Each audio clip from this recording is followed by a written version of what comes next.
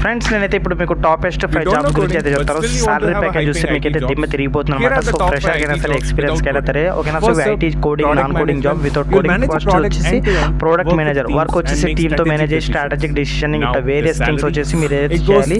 Salary వచ్చేసి మీరు చూసుకుంటే 10 to 20 LPA ఫ్రెషర్ ఉంటుంది. సో 15+, సో 30+ ఎక్స్పీరియన్స్ ఉంటుంది. So next job UI UX designer, ఇది కూడా కంప్లీట్ గా non coding. So without course అది మీరు ఏం చేయాల్సిన అవసరం లేదు. 8 to 15 LPA ఫ్రెషర్ ఉంటుంది సాలరీ. 25+ సాలరీ ఎక్స్పీరియన్స్ క్యాండిడేట్స్ ఉంటుంది అనమాట. నెక్స్ట్ వచ్చేసి data analyst, analysing trends, helping business grow, ఇట్లా వచ్చేసి మీరైతే చేయాలన్నమాట. Research salary 6 to 12 LPA for fresher, 20+ for experienced candidates, ఓకేనా. సో ఫ్రెండ్స్ నెక్స్ట్ వచ్చేసి cloud computing and okay develops engineer, managing team infrastructure, ఓకేనా. సో ఇట్లా అయితే వర్క్ ఉంటుంది. సో సాలరీ చూసుకున్నట్లయితే మీకు ఇప్పుడు నేను చెప్తాను చూడండి. సాలరీ వచ్చేసి చాలా హైక్ ఉంటుంది, ఓకేనా. 12 to 20 LPA వచ్చేసి ఫ్రెషర్, 40 LPA వచ్చేసి ఎక్స్పీరియన్స్